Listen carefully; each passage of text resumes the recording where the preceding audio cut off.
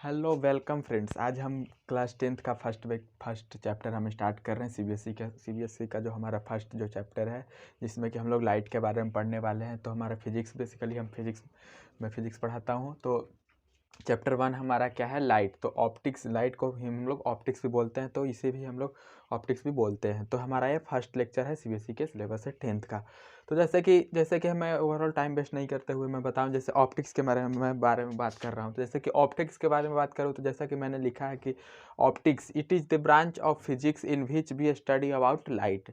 मतलब कहने का मतलब यह है कि डिफिनीसन हमें बता रहा है कि ऑप्टिक्स जो है वह क्या है, ब्रांच है फिजिक्स का, जिसमें हम लोग स्टडी करते हैं क्या, लाइट के बारे में। लाइट के बारे में हम लोग स्टडी करते हैं, उसी को हम लोग क्या कहते हैं, ऑप्टिक्स हमारा ये टॉपिक हो गया। इसके बाद सेकंड हमारा टर्म आता है लाइट। तो लाइट का हमने, जैसे कि मैंने यहाँ पे डिफिनीसन लिखा है, तो मैं बता दूं लाइट। तो लाइट को हिंदी में हम लोग बोलते हैं प्रकाश। तो जैसा कि मैंने लाइट के बारे में डिफिनीसन लिखा है कि light is a form of energy which gives a sensation of vision और साइट। मतलब लाइट जो है हमारा क्या है, एक तरह का फॉर्म ऑफ एनर्जी। लाइट जो है एक तरह का ऊर्जा का स्रोत है। जैसे कि लाइट के बारे में बात करें, साउंड के बारे में बात करें, या फिर और सर बहुत सारे एनर्जीज है। तो जितने प्रकार के एनर्जी होते हैं वह उन्हीं के बारे में बात करने वाले हैं। फट हमारा लाइट टॉपिक है, जैसे साउंड भी है, तो साउंड भी हमारा एक प्रकार का एनर्जी ही है। बट हमारे यहाँ पे लाइट टॉपिक चल रहा है, तो हम लाइट के बारे में बात कर रहे हैं।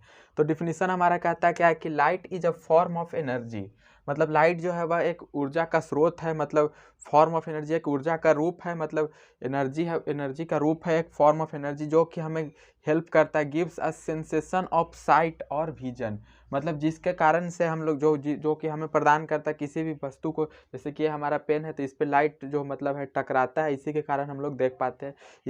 यही हमारा क्या है, लाइट। तो लाइट का डिफिनीशन बेसिकली क्या हो गया कि which gives a sensation of vision और साइट। मतलब जो कि हमें प्रदान करता है किसी भी मतलब बॉडी को देखने में या फिर विजन में। तो वही हमारा लाइट है। इसके बाद दूसरा डिफिनीशन है कि light is an electromagnetic wave, जो कि आपको 12th वाले टॉपिक में पढ़ना है, इलेक्ट्रोमैग्नेटिक चैप्टर में। तो लाइट जो है बेसिकली एक इलेक्ट्रोमैग्नेटिक वेव है। तो light is an electromagnetic wave. Light जो हमारा क्या है, इलेक्ट्रोमैग्नेटिक वेव है।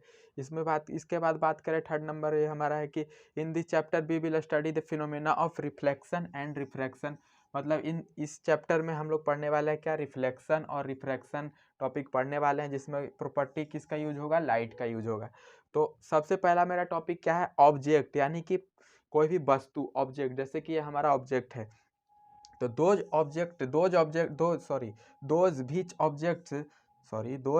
दोज व्हिच रिफ्लेक्ट्स लाइट, वैसे बड़ी जो कि लाइट को रिफ्लेक्ट करते हैं, उन्हें हम क्या कहते हैं, लाइट कहते हैं। जैसे कि तो यही हमारा लाइट का मतलब ऑब्जेक्ट का डिफिनीशन हो गया। जैसे कि ये हमारा पेन है, तो पेन पे लाइट आता है, तो ये हमारा लाइट को रिफ्लेक्ट कर रहा है। बोर्ड है, तो बोर्ड पे हमारा लाइट आता है, लाइट को रिफ्लेक्ट कर रहा है। तो यही हमारा ऑब्जेक्ट हो गया, पेन भी हमारा ऑब्जेक्ट हो गया। तो इसमें जैसे कि there are two types of object.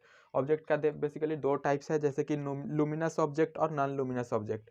तो लुमिनस ऑब्जेक्ट जो है, those object which have their own light. Luminous object के बारे में बात करें, तो लुमिनस ऑब्जेक्ट का क्या होता है, डिफिनेशन की those object which have their own light. मतलब जिसका खुद का लाइट होता है उसे हम क्या बोलते हैं, लुमिनस ऑब्जेक्ट। और लुमिनस ऑब्जेक्ट जैसे कि हमारा क्या हो गया, बल्ब हो गया, फिर कैंडल हो गया, सन हो गया, जो उन लोगों का खुद का लाइट है, तो वो जो है वो उन्हें क्या, हम कौन से कैटेगरी में रखते हैं, हम लुमिनस ऑब्जेक्ट में रखते हैं। तो लुमिनस ऑब्जेक्ट क्या हो गया, जिसका खुद का लाइट हो, वह क्या होता है हमारा, मतलब लुमिनस ऑब्जेक्ट हो जाए। जैसे कि एग्जांपल में सन, कैंडल, बल्ब एक्सेट्रा मैंने लिखा है। फिर हमारा लास्ट टॉपिक है क्या, कि नॉन लुमिनस ऑब्जेक्ट। मतलब नॉन लुमिनस ऑब्जेक्ट, तो those object which do not have their own light. मतलब वैसे ऑब्जेक्ट जिसका कि खुद का लाइट नहीं होता। जैसे कि हमारा पेन है, तो पेन के बारे में बात करें, पेन के पास खुद का लाइट नहीं है।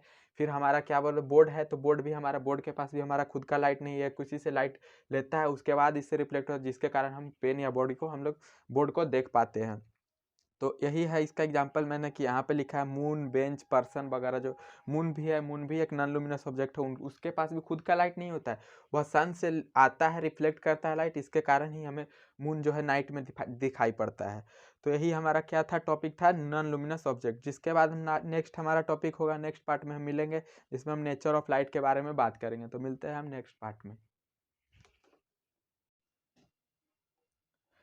वेलकम फ्रेंड्स, ये हमारा क्या बोलते हैं, वेलकम फ्रेंड्स, हमारा लाइट टॉपिक का ये हमारा पार्ट 2 लेक्चर है। पार्ट वन लेक्चर इसके वीडियो वाले पिछले वाले वीडियो में आप देख सकते हैं, पार्ट 1।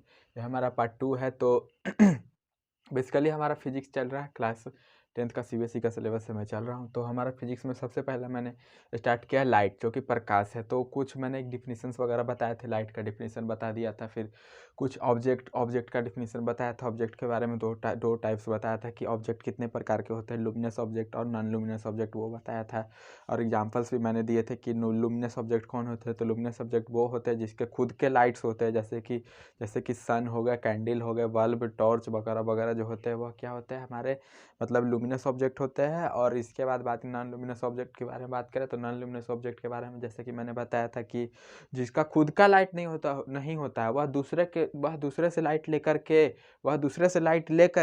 और दूसरे को लाइट देता है, या फिर मतलब मान के चलिए कि जिसका खुद का लाइट नहीं होता है, नहीं होता हो, उस ऑब्जेक्ट को हम लोग क्या कहते हैं, नॉन लुमिनस ऑब्जेक्ट। जैसे कि उसका एग्जांपल्स मैंने कुछ, जैसे कि मैंने बताया था मून बताया था, फिर पेन वगैरह जो हमारा वह क्या नॉन लुमिनस ऑब्जेक्ट में आता है, जिसका मतलब खुद का लाइट्स नहीं होता है।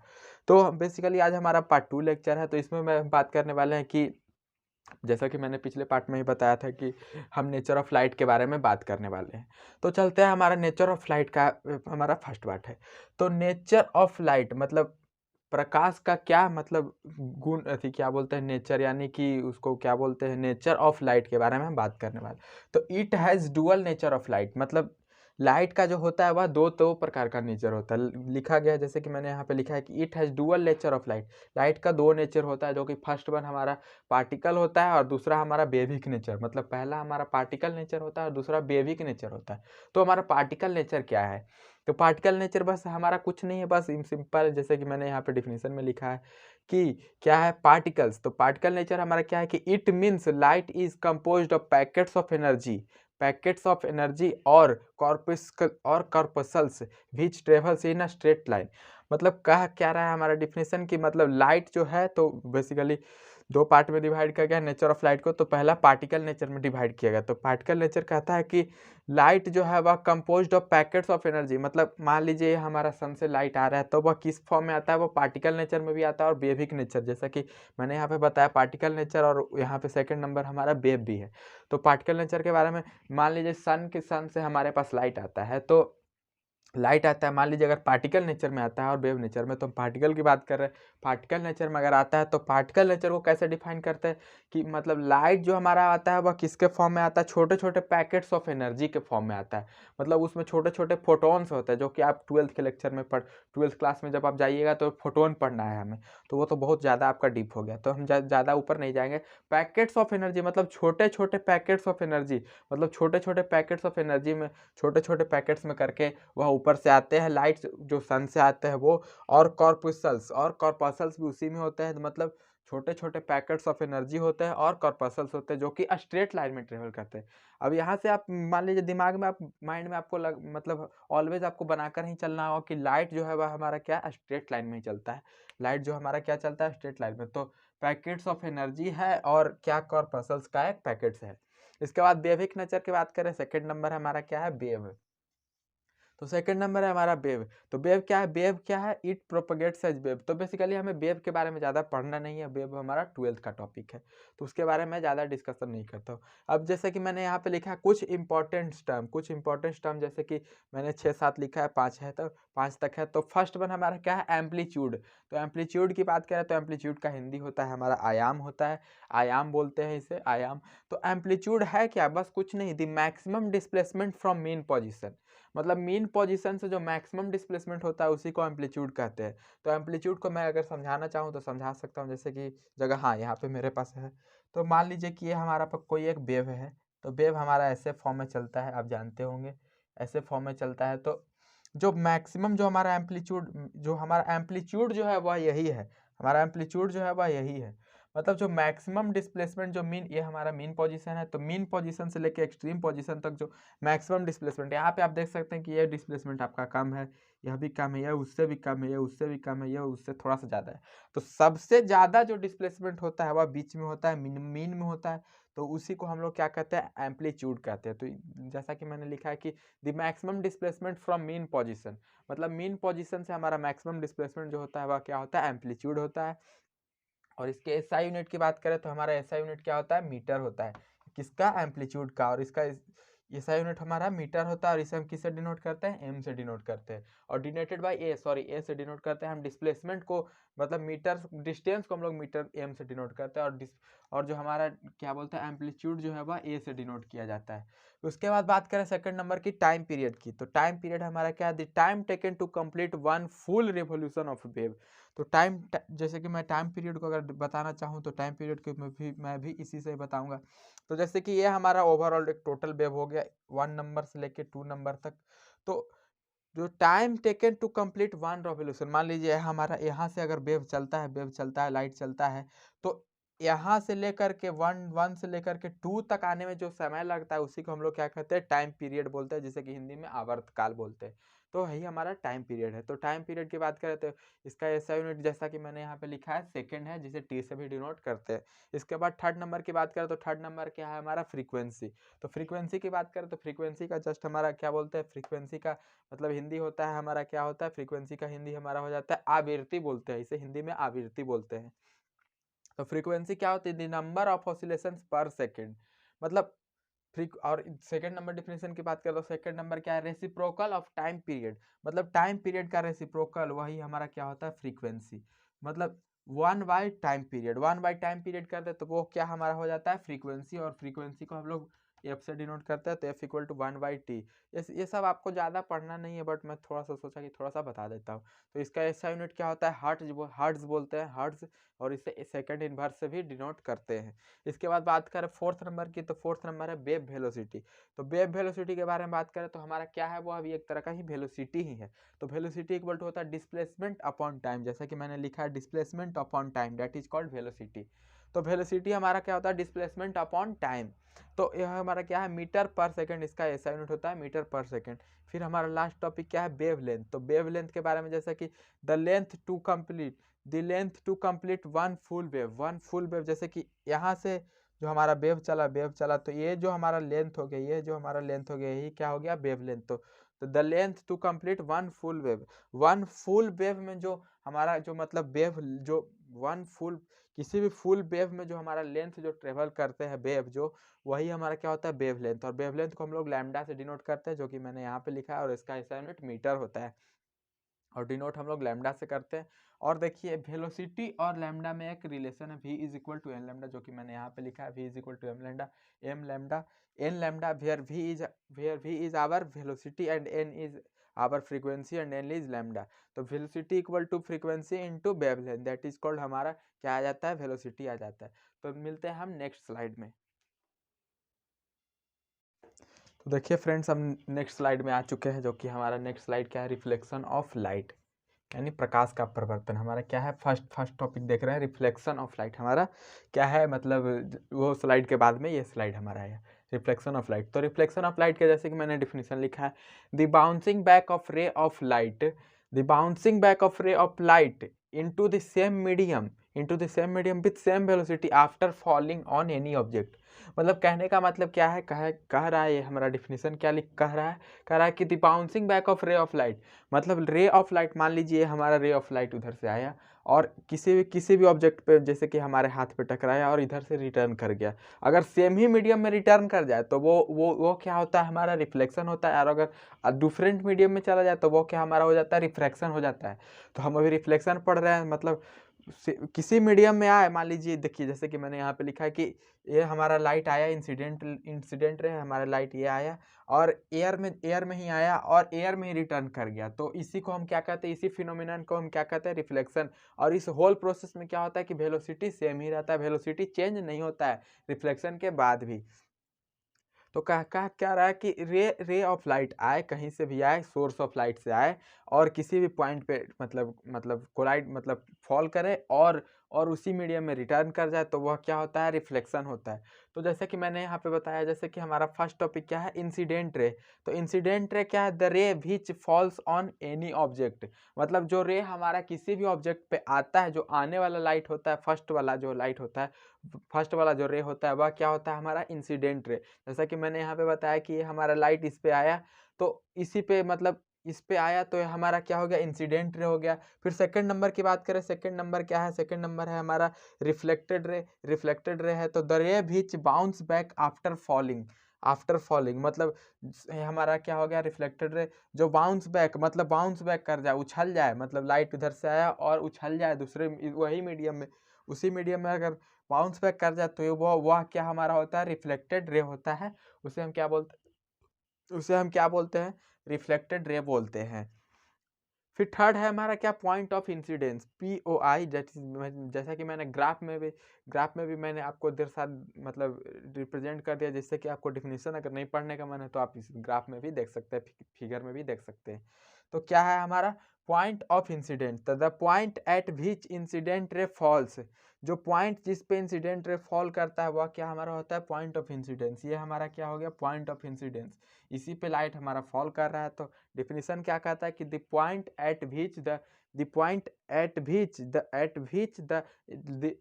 द इंसिडेंट रे फॉल्स, मतलब जिस पॉइंट पे इंसिडेंट रे फॉल करे उसे क्या हम बोलते हैं, पॉइंट ऑफ इंसिडेंस। इसके बाद हमारा फोर्थ नंबर क्या है, नॉर्मल। तो नॉर्मल क्या होता है, नॉर्मल एक इमेजिनरी लाइन होता है, जो कि यहाँ पे मैंने दर्शाया है। ये हमारा क्या है, नॉर्मल, ये डॉट डॉट वाला जो लाइन है वह क्या है, हमारा नॉर्मल।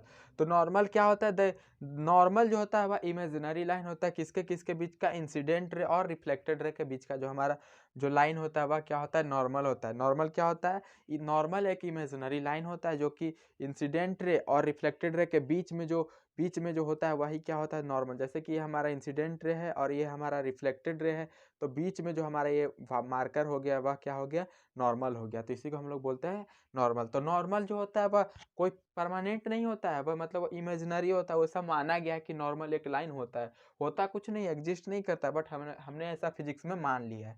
इसके बाद हम बात करें जैसे कि हमारा फिफ्थ नंबर क्या है, एंगल ऑफ इंसिडेंस। हमारा क्या, एंगल ऑफ इंसिडेंस। तो ये देखिए हमारा अल्फा हो गया, अल्फा से डिनोट करते हैं, सॉरी अल्फा नहीं, आई से डिनोट करेंगे तो ज़्यादा अच्छा रहेगा, ज़्यादा बेटर रहेगा। हमारा ये आई हो गया, क्या हो गया, एंगल ऑफ इंसिडेंस। तो एंगल ऑफ इंसिडेंस क्या होता है, जो एंगल बना है किससे, इंसिडेंट रे से और नॉर्मल से, तो वही क्या होता है, एंगल ऑफ इंसिडेंस। जैसा कि मैंने यहाँ पे डिफिनीशन में भी बताया है कि एंगल ऑफ इंसिडेंस क्या होता है, the angle between normal and incident ray, मतलब नॉर्मल और इंसिडेंट रे के बीच में जो एंगल बनता है वही क्या होता है, हमारा एंगल ऑफ इंसिडेंस। जैसा कि मैं अगर और फिर से बताना चाहूँ तो मैं बता सकता हूँ, जैसे कि ये हमारा कोई सरफेस है, इस पे आके लाइट यहाँ पे गिरा, मतलब फॉल किया, और ये हमारा क्या हो गया, नॉर्मल। तो ई नॉर्मल के साथ जो हमारा जो एंगल बनाता है, क्या, जो नॉर्मल के साथ जो हमारा एंगल बनाता है, मतलब सॉरी, नॉर्मल के साथ जो हमारा इंसिडेंट एंगल बनाता है उसी को हम लोग क्या कहते हैं, एंगल ऑफ इंसिडेंट, जिसे हम लोग आई से डिनोट करते हैं, जो कि मैंने यहाँ पे ही बताया। इसके बाद सेकंड टर्म हमारा क्या है, सेकंड हमारा है एंगल ऑफ रिफ्लेक्शन। तो एंगल ऑफ रिफ्लेक्शन क्या होता है, एंगल ऑफ रिफ्लेक्शन होता है कि मतलब रिफ्लेक्टेड रे और नॉर्मल के साथ जो एंगल बनाता है वह क्या होता है, हमारा एंगल ऑफ रिफ्रैक्शन, जो कि हमारा ये हो गया। इसमें मैं बताऊं तो ये हमारा ये हो गया, और इसमें बताऊं तो ये हमारा ये हो गया, एंगल ऑफ रिफ्लेक्शन। तो यही हमारा क्या है, एंगल ऑफ रिफ्लेक्शन। तो एंगल ऑफ रिफ्लेक्शन क्या होता है, मतलब नॉर्मल और इंसिडेंट रे के साथ में जो एंगल बनाता है वह क्या होता है, एंगल ऑफ रिफ्लेक्शन। तो ओवरऑल मैं फिर से अगर रिफाइन करना चाहूँ तो मैं 1 मिनट में कर देता हूँ। जैसे कि reflection of light, the bouncing back of ray of light, मतलब कि लाइट जो है और किसी भी पॉइंट पे आके टकरा के और फिर से सेम ही मीडियम में चला जाए। मान लीजिए हमारा मीडियम एयर है और एयर में ही आए और एयर में ही रिटर्न कर जाए। हमारा लाइट आया इधर से और इधर से रिटर्न कर गया, तो इसी को क्या बोलते हैं, हमारा रिफ्लेक्शन बोलते हैं। जिसमें कि होल प्रोसेस में क्या होता है, हमारा वेलोसिटी जो है वह सेम रहता है। इसके बाद सेकंड नंबर हमारा इंसिडेंट रे है। तो जो लाइट जो हमारा आता है वह जो इंसिडेंट करता है वह क्या हमारा होता है, इंसिडेंट रे। और जो हमारा लाइट जो रिफ्लेक्ट करता है आफ्टर रिफ्लेक्शन, जो रिफ्लेक्शन के बाद, वह क्या होता है, रिफ्लेक्टेड रे, जिसे हम लोग परावर्तित किरण भी बोलते हैं। इसके बाद थर्ड नंबर क्या है, थर्ड नंबर है हमारा point of incidence. Point of incidence क्या होता है, पॉइंट ऑफ इंसिडेंस बस होता कुछ नहीं, वह एक पॉइंट होता है जिसपे मतलब इंसिडेंट रे आकर के मतलब फॉल करता है। तो जिस पॉइंट पे इंसिडेंट फॉल करता है वही क्या हमारा होता है, पॉइंट ऑफ इंसिडेंस होता है। इसके बाद बात करें फिर फोर्थ नंबर की, तो फोर्थ नंबर हमारा क्या है, नॉर्मल होता है। तो फोर्थ नंबर हमारा क्या है, नॉर्मल। तो नॉर्मल होता है, नॉर्मल जो होता है इमेजिनरी लाइन होता है, किसके किसके बीच का, normal is the imaginary line between incident ray and reflected ray, मतलब इंसिडेंट रे और रिफ्लेक्टेड रे के बीच में जो बीच वाला लाइन होता है, इमेजिनरी लाइन, उसी को हम लोग क्या बोलते हैं, नॉर्मल बोलते हैं। इसके बाद एंगल ऑफ इंसिडेंस। तो एंगल ऑफ इंसिडेंस क्या होता है, एंगल ऑफ इंसिडेंस होता है जो मतलब angle of incidence incident ray और नॉर्मल के बीच में जो एंगल बनाता है, ये जो हमारा एंगल बन रहा है, ये हमारा जो एंगल बन रहा है वही क्या है, एंगल ऑफ इंसिडेंस। इसके बाद हमारा लास्ट टर्म है क्या, एंगल ऑफ रिफ्लेक्शन। मतलब नॉर्मल और इन रिफ्लेक्शन रिफ्लेक्टेड रे के बीच में जो हमारा एंगल बनता है वह क्या होता है, वह क्या हमारा होता है, एंगल ऑफ रिफ्लेक्शन। इसके बाद हमारा टर्म है, इसके बाद हम मिलते हैं बस नेक्स्ट स्लाइड में, जो कि हमारा स्लाइड में क्या है, मतलब लॉज ऑफ रिफ्लेक्शन देखेंगे बस नेक्स्ट स्लाइड में इसके।